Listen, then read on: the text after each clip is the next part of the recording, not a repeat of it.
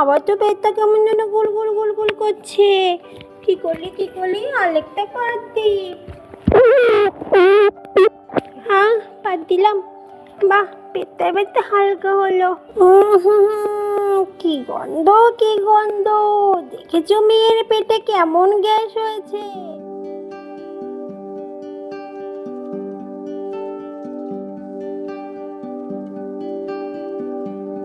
এই হলো আমাদের ছোট্ট মিনির বাড়ি।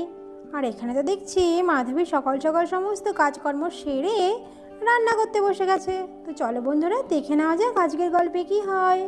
প্রতিদিন সংসারের এই এক ঝামেলা, সকাল হলেই যত চিন্তা, কি রান্না করব, কি দিয়ে খেতে দেবো। নিরামিষ রান্নাতে আবার তেনাদের মুখেই রোচের না, মাছ ছাড়া তো খেতেই পারে না। এদিকে আবার প্রতিদিন সকাল হলে আমাকে চিল্লে চিল্লে মরতে হবে, বাজার আনো। আর ভালো লাগে না আমার, কি যে করি।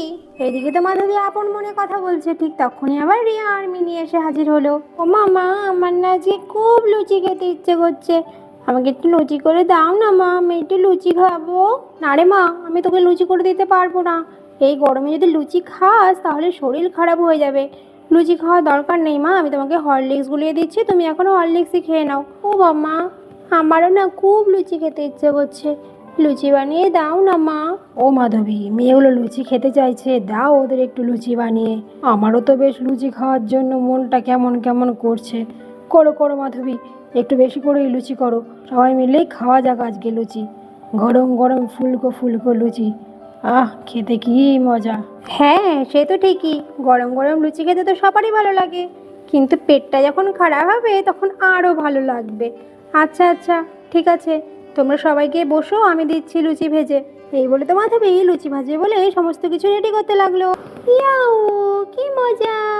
আজকে আমরা সবাই মিলে গরম গরম লুচি খাবো, ফুলকো ফুলকো। কি মজা কি মজা! ও মা, আমাকে কিন্তু সব থেকে ফোলা লুচিটা দেবে, আমি সব থেকে ফুলকো লুচিটা ফুস করে আঙুল দিয়ে ফুটিয়ে খাবো। কি মজা কি মজা! যাই আমরা এবার ঘরে গিয়ে বসি, মা লুচি করলে এসে খেয়ে যাবো।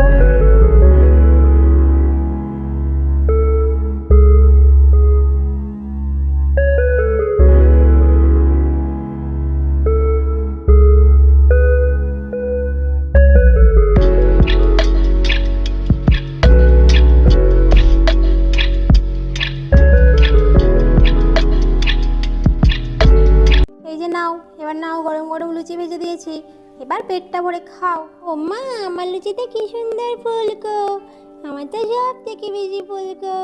কি মজা, আমি সব কটা লুচি খাবো। হ্যাঁ গো মাধবী, লুচিগুলো কিন্তু খুব সুন্দর হয়েছে, খুব নরম হয়েছে, আর তরকারিটা যে কি ভালো হয়েছে, আহা! তোমার রান্নার জবাব নেই মাধবী। আচ্ছা আচ্ছা, ঠিক আছে, আর প্রশংসা করতে হবে না, এবার নাও দেখি, খেয়ে শেষ করো। আহা, কি ভালো লুচি! না না, খেতে শুরু করি। আহা, বেশ ভালো খেলাম, খুব ভালো খেলাম মাধবী। লুচি তো ভালোই খেলাম, কিন্তু আমার এখন পেটটা কেমন যেন গুড় গুড় গুড় গুড় করছে। আহ, ভালোই পাত্তা দিলাম না, পেটটা আবার একটু ফাঁকা হলো। উমা, আবার তো পেটটা কেমন যেন গুল গুল গুল গুল করছে। কি করলি আরেকটা পাত দি। হ্যাঁ, পাত দিলাম। বাহ, পেটটা এবার তো হালকা হলো, যাক ভালোই হলো। একে মিনি, এটা কি হচ্ছে? কেমন একটা যেমন আওয়াজ পেলাম। কি গন্ধ কি গন্ধ! দেখেছো মেয়ের পেটে কেমন গ্যাস হয়েছে? কতদিন যেন মেয়েটা পটি করে না। কি গন্ধ!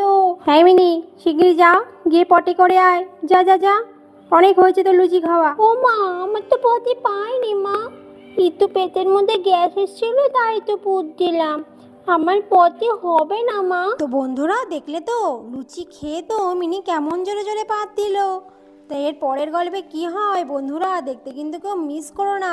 এর পরের গল্পটি কিন্তু খুব মজাদার হতে চলেছে। তো পরের গল্পটি দেখতে হলে অবশ্যই আমাদের চ্যানেলটিকে সাবস্ক্রাইব করে নিও, আর লাইক কমেন্ট আর শেয়ার করতে কিন্তু ভুলো না। তবে দেখা হচ্ছে পরের গল্পে। আজকের মতো টাটা বন্ধুরা, সবাই ভালো থেকো।